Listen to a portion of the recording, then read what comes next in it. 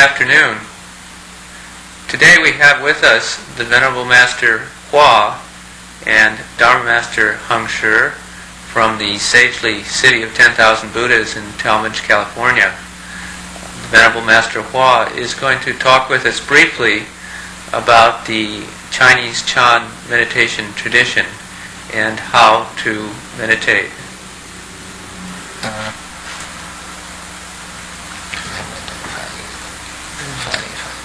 Dharma Master Heng Shi will translate for the Venerable Master Hua.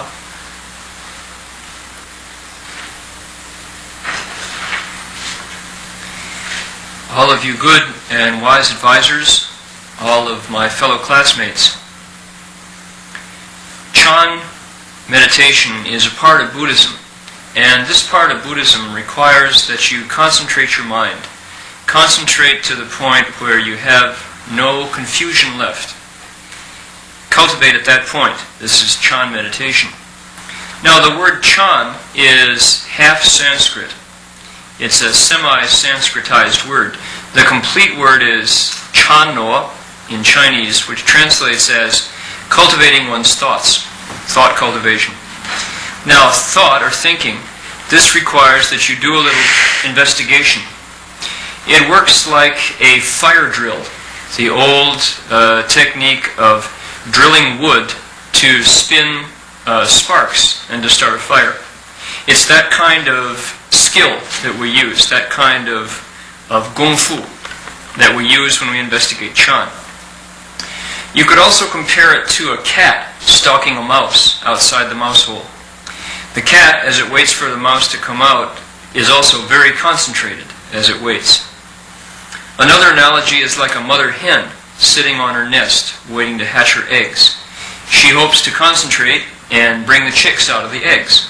So sitting in meditation, investigating Chan, is just like this. The purpose of Chan is to get enlightened, to lighten up your mind, and to see your nature. The purpose of Chan is to break through your investigation until you understand its original source. We could also say that Chan is a lot like a dragon guarding his pearl.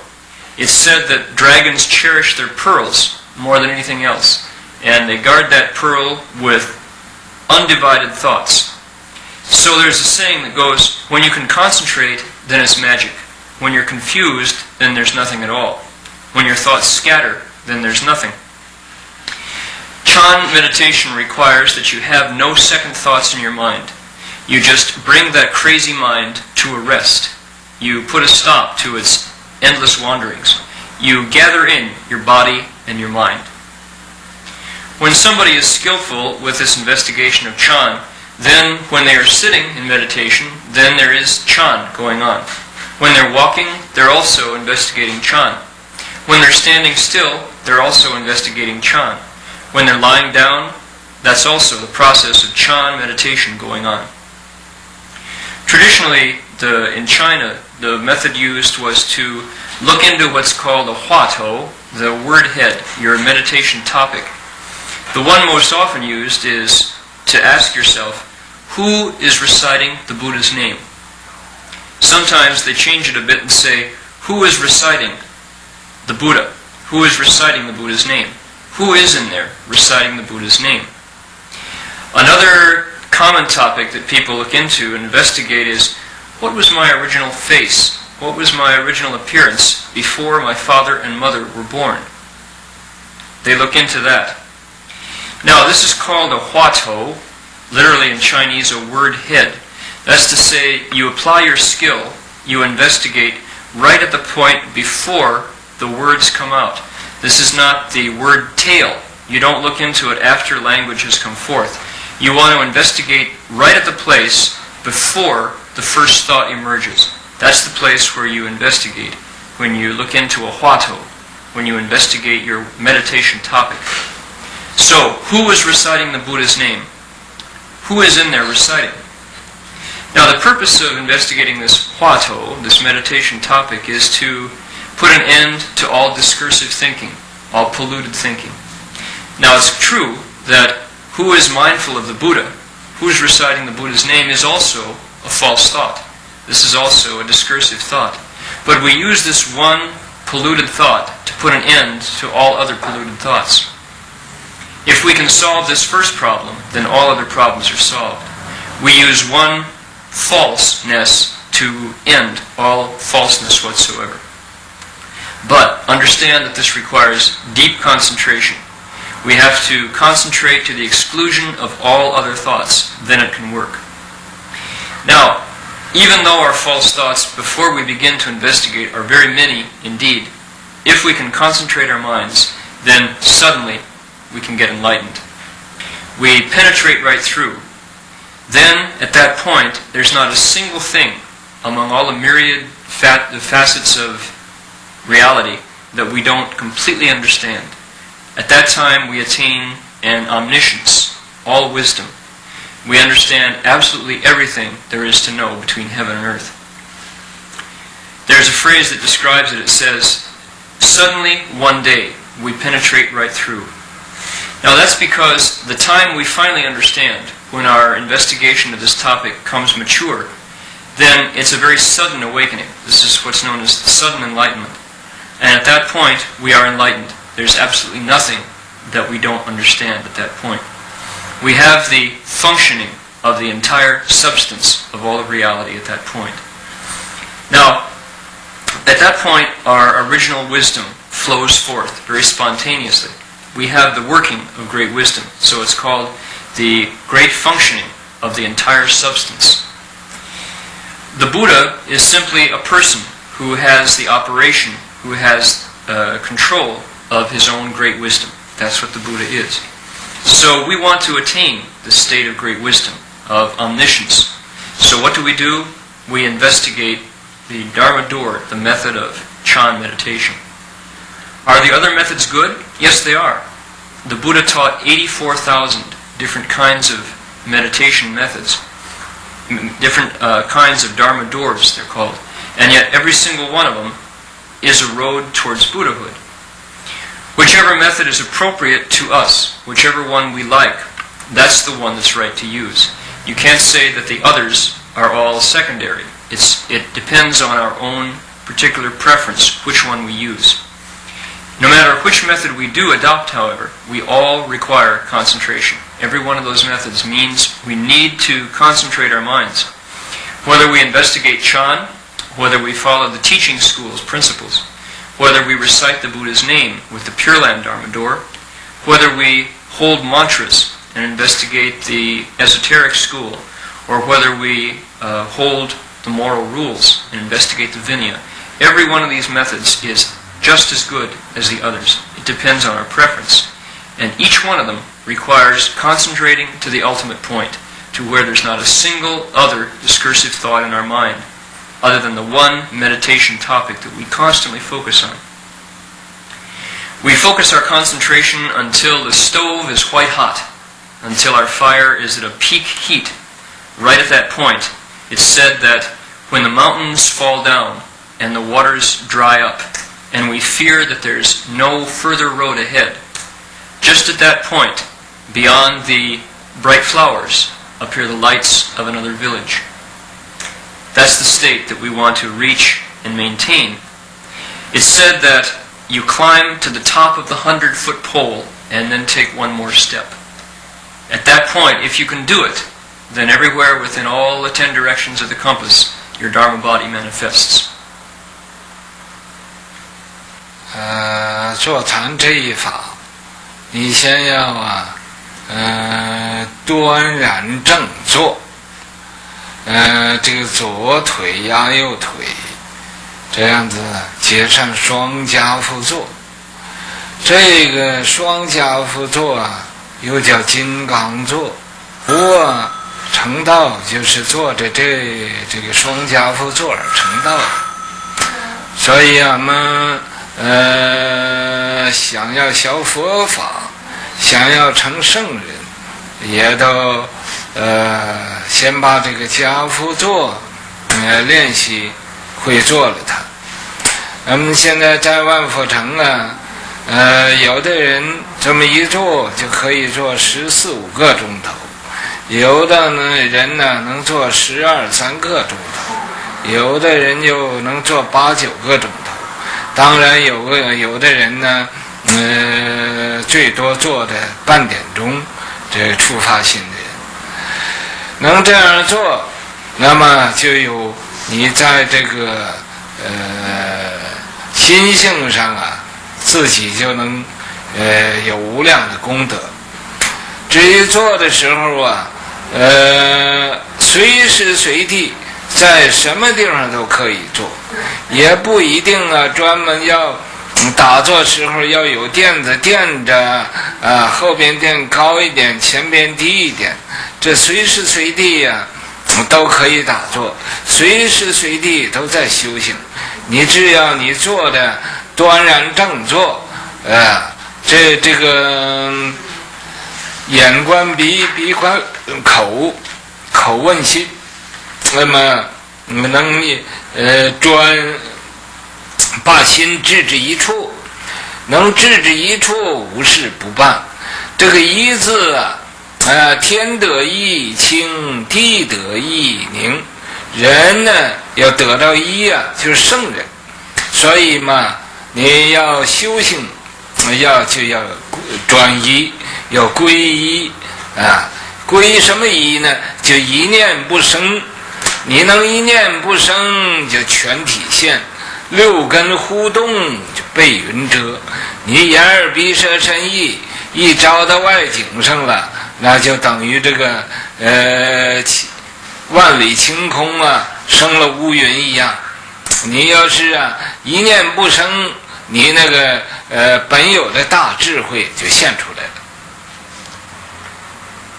As for the method of sitting, we want to sit upright, to sit erect. We put our left leg on our right thigh and the right foot on top of the left thigh. This is known as the full lotus posture. It's also called the Vajra posture, the adamantine posture. When the Buddha accomplished the way, accomplished Buddhahood, this was the way he was sitting. It was this posture that aided him to accomplish the way. So if we cultivate, we want to have success in the Buddha Dharma, we want to become sages, the very first thing we need to do as we practice is to begin to meditate in this posture until we can do it, until we can sit without any problem in the full lotus posture. At the sagely city of 10,000 Buddhas, now there are those who, some people can sit 14 and 15 hours in this posture without dropping their legs. Others can sit 10 hours, 12 hours in this posture very comfortably. Some sit 8 to 9 hours at a stretch. Of course, there are others who can sit for 30 minutes only. These are the beginners among us. But everyone emphasizes and practices sitting in full lotus. When you can adopt this meditation posture, then your merit and your virtue are boundless and infinite. We should practice until we can sit in full lotus wherever we are at any time. It shouldn't be the case that we have to have a special cushion or a zafu or a sitting rug and only then can we meditate. It shouldn't be the case that we have to prop up in behind and have our knees in contact with the mat down below before we can begin to meditate. We shouldn't be so attached. It should be that at all times and anywhere we are still cultivating, we're still meditating. We want to take our eyes and contemplate our nose, let our nose contemplate our mouth, and let our mouth contemplate our mind, our heart. When we can concentrate to a single point, then there's nothing that we can't do. It's said that this single point is the important thing. When heaven attains the one, this single point, then heaven is pure. When earth attains the one, this single point, then the earth is very peaceful. When people attain this one, this single concentrated point, then people become sages.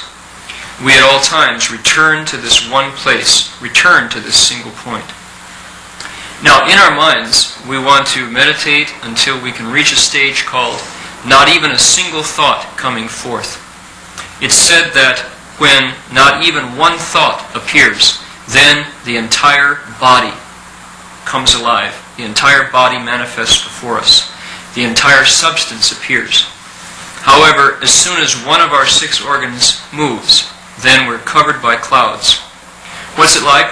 As soon as our eyes, ears, nose, tongue, body, or mind, one of the 6 sense organs, suddenly moves, then it's just like a clear sky for 10,000 miles that suddenly is clouded over by dark thunderheads. It's the same result. So we want to concentrate until not even a single thought arises. When not even one thought comes forth, then our basic wisdom can appear.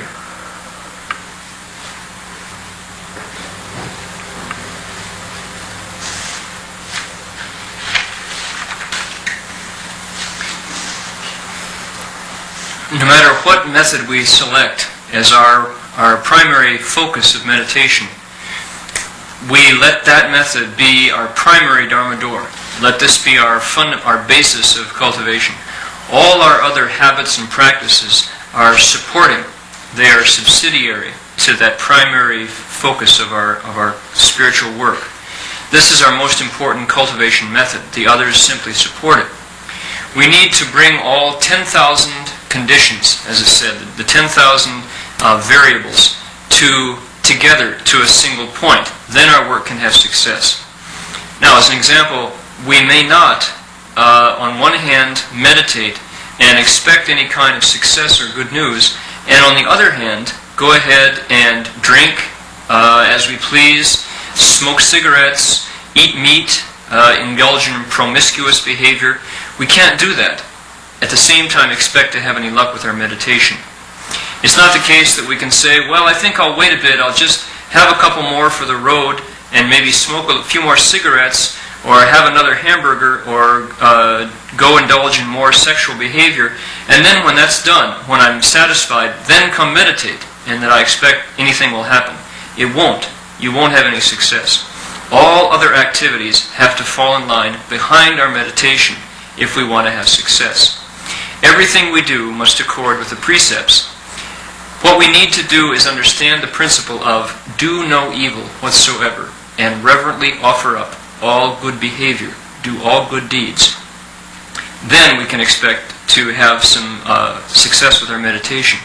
It cannot be the case that when we sit and meditate, we put on the style and we look like a regular pro.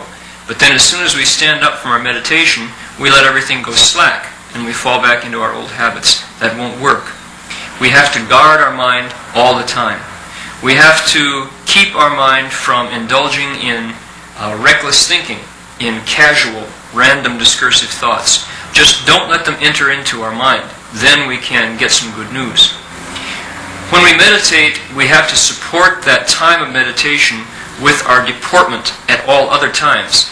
Walking, standing, sitting, and lying down all become part of our meditation. All support and aid that time when we're actually meditating.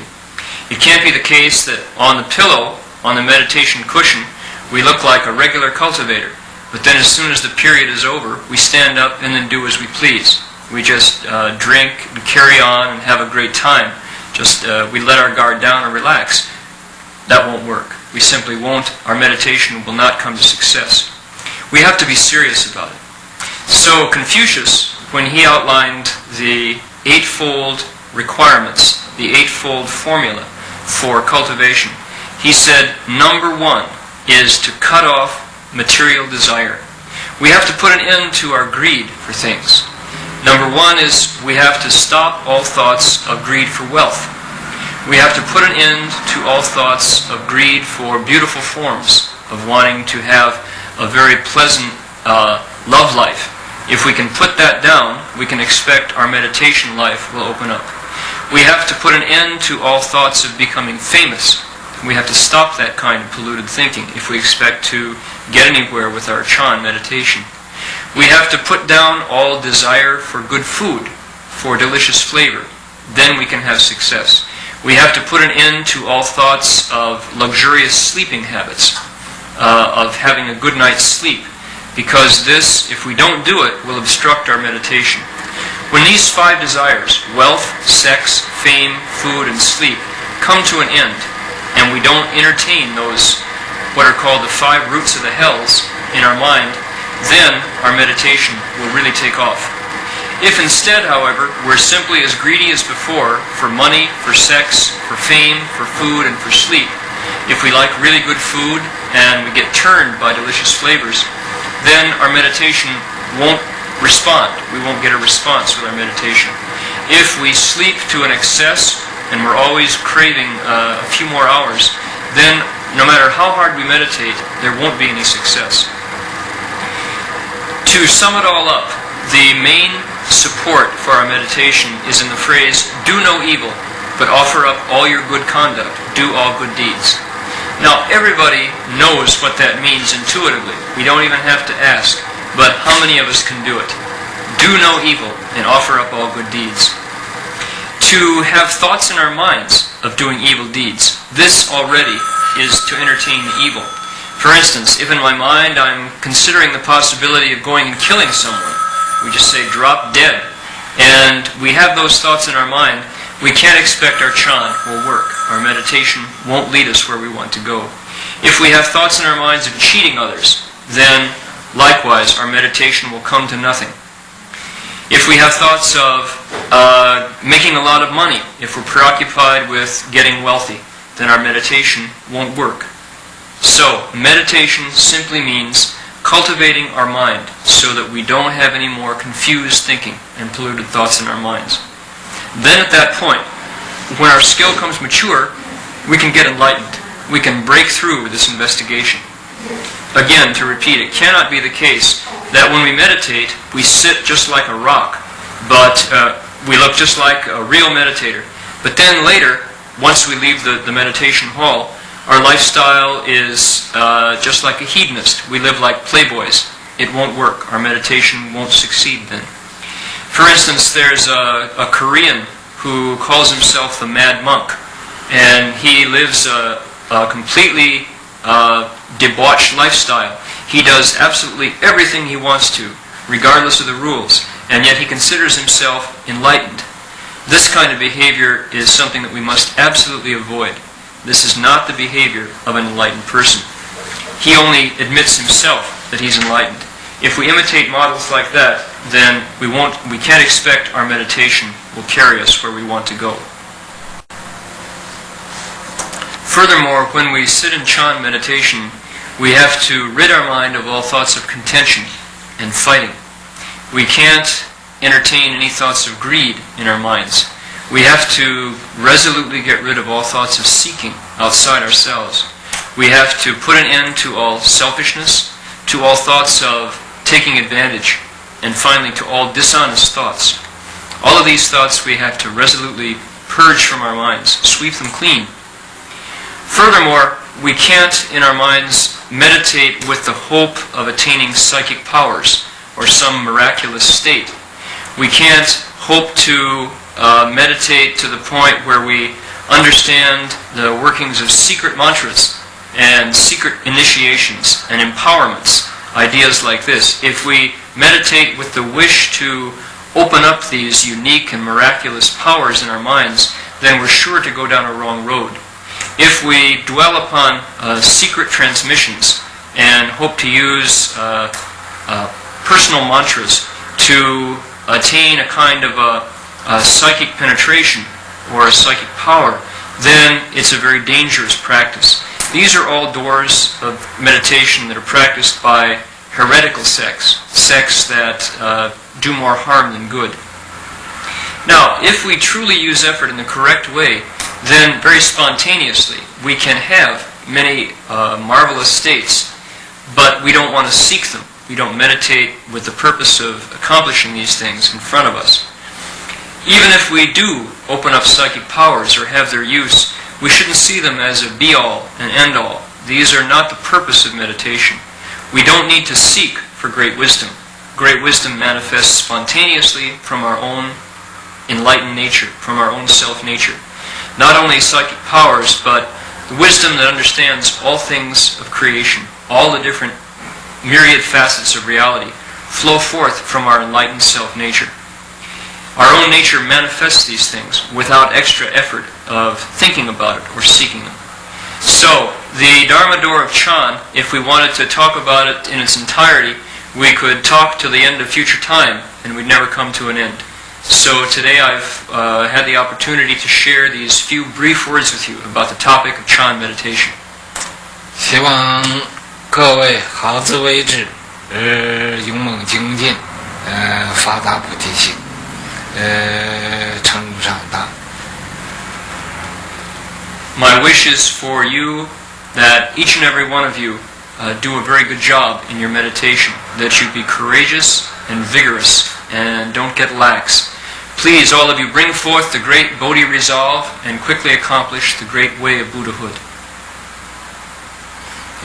你如果愿意到旁的乐园呐、天国啊，我相信都会成功的。If your wish is to be reborn in heaven or in the Garden of Eden or wherever you choose to go, I hope that you all realize your wish and you get what you want.